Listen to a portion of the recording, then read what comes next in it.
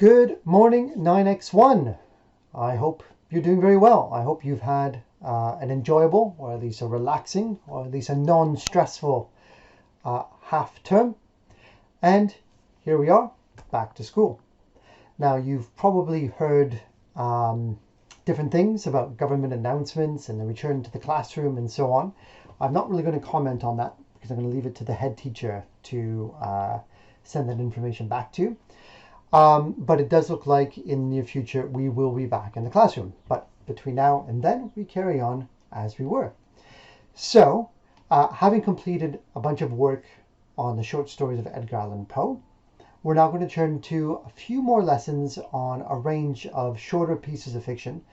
You should find them considerably easier, I think. And we're just going to try and develop a couple specific skills connected to these stories. I am saving some of your results for Parents' Evening, so I can feed back about that at that time. I know you're anxious to know how you've done in your assessments, and I will get that information back to you soon. But for now, let's turn to our first short story of today, of the week, of the half term.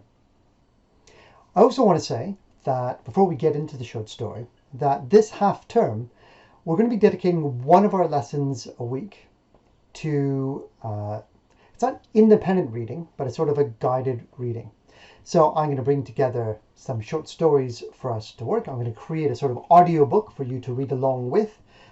Where possible, we'll do it as a live lesson where we read together for part of the lesson. And it's not so much about a deep study of it, but rather reading for the enjoyment of it. And you might say, but sir, I'm not going to enjoy any short story you choose for me. That might be true. Hopefully not. Hopefully these will be stories that you will enjoy. They're also very useful for what's going to be coming long term in terms of what you can expect for GCSE and so on. So they are stories that are meant to challenge you, especially as a top set class. They will widen your understanding of a certain genre. And it will be much more about you independently reading it and trying to make the most sense of it. But like I said, I will have created an audiobook for you to listen along with as well, if you prefer. But for now, let's get to today's short story and work. So today we're going to be looking at this idea of a plot twist, okay, where near the end of the story there is something that changes your understanding of what's happening, often in a surprising or a fundamental way, or that perhaps just completely blindsides you. You did not see it coming. And it's not that it's something that's just completely out of the blue. Once you go back and look at the rest of the story, you could see it leading up to this, perhaps. And we're going to see that in one of the stories, or a part of a story that we're going to be reading today. But before we move on, just take a moment to write down a bullet point or two of a story, a film, a TV show, a computer game with a narrative to it, a novel, a graphic novel, that had an unexpected ending, something that took you by surprise. Do that now. Okay, we're going to read a short story called I Used to Live Here Once. It's attached to this assignment, but you don't need to open it yet. We're not going to read the whole thing so that we can see whether you can predict the ending or what the twist might be. So we're going to read across the next 3 slides. Let's do that now. I used to live here once. A story set in Dominica, in the Caribbean. She was standing by the river, looking at the stepping stones and remembering each one. There was the round unsteady stone, the pointed one, the flat one in the middle, the safe stone where you could stand and look around. The next wasn't so safe, for when the river was full, the water flowed over it, and even when it showed dry, it was slippery. But after that, it was easy, and soon she was standing on the other side. The road was much wider than it used to be, but the work had been done carelessly.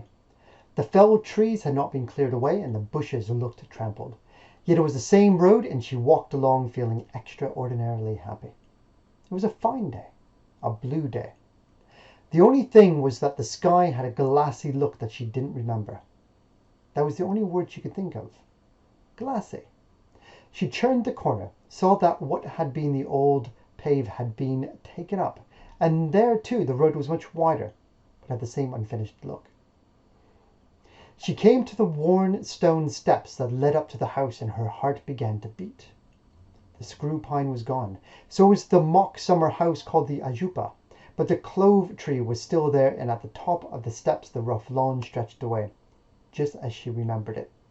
She stopped and looked towards the house that had been added to and painted white. It was strange to see a car standing in front of it.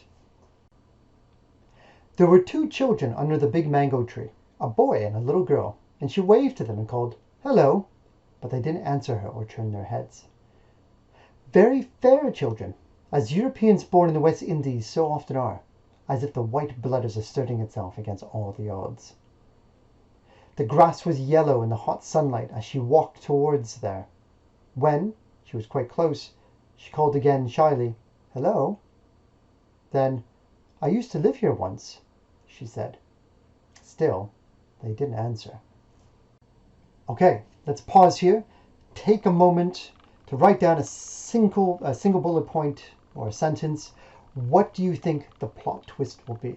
What is your prediction as to what's going to happen next and how it might transform this story? Do that now, and then we'll continue. Now here's the ending. When she had said for the 3rd time, "Hello," she was quite near them. Her arms went out instinctively with the longing to touch them. It was the boy who turned. His grey eyes looked straight into hers. His expression didn't change. He said, "Hasn't it gone cold all of a sudden? Do you notice? Let's go in." "Yes, let's," said the girl. Her arms fell to her sides as she watched them running across the grass to the house. That was the first time she knew. So, did you get it? It's quite subtle and easy to miss. So what was the plot twist? Did you guess that she is, in fact, a ghost? So our narrator is dead. And as you go back and look through the text, which is what we're going to do next, you'll see that there are hints leading up to this plot twist. That she is dead, that they can't see her, but that they can feel her, and that she's disconnected from the other people. Now what you need to do is, if you can, print off the short story. It's in the assignment on Teams. Or you can just use the digital copy itself and work with that. And what you're going to be looking to do is to color code the elements of the story based on what we're going to see on the next slide. Okay, so you can see some color coding here that you should try to apply to the short story. So you're trying to identify elements of the story that show you that it was in the past, or things that are dead or damaged or worn out. Words that create mystery or intrigue. Words that create feelings. Things that seem strange. And then where there's repetition. As much as possible, try and use different colors. If you're doing it on paper, different colored pens or pencils. If you're doing it on the computer, then you can highlight it or change the font color. This is going to be the main task where you're looking to identify how the story is setting you up for that plot twist. This is something to think about when it's time for you at some future date to create your own short fiction with a plot twist. The plot twist is best if the hints are there leading up to that revelation, so that it's not just completely arbitrary or out of the blue. So begin this task now, please.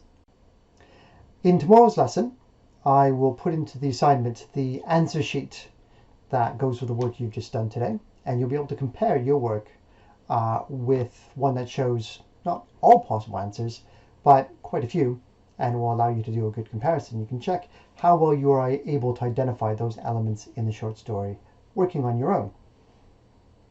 For now, we've got one last thing to complete today. Okay, this final task is a creative one. You've got 5 prompts here.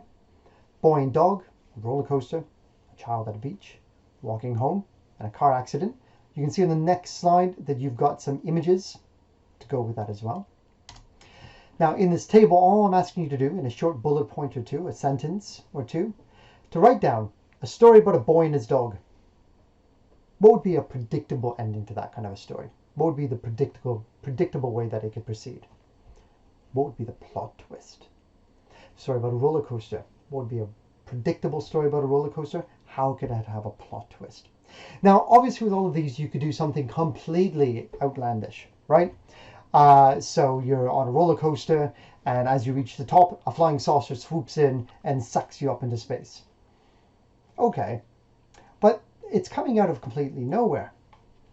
If there were hints along the way that perhaps the roller coaster was somehow bizarre and strange and that they are actually already in outer space, then that might make a bit more sense. A further plot twist might be then that this is a story set in the future and that the aliens are actually the friends of the person on the roller coaster because this is set 500 years in the future. So it's a plot twist and the hints are there along the way, but it's not just completely from out to left field. So have a look at these 5 prompts and the images that might help you with it, and just finish filling in the table. And that's your work for today, 9x1.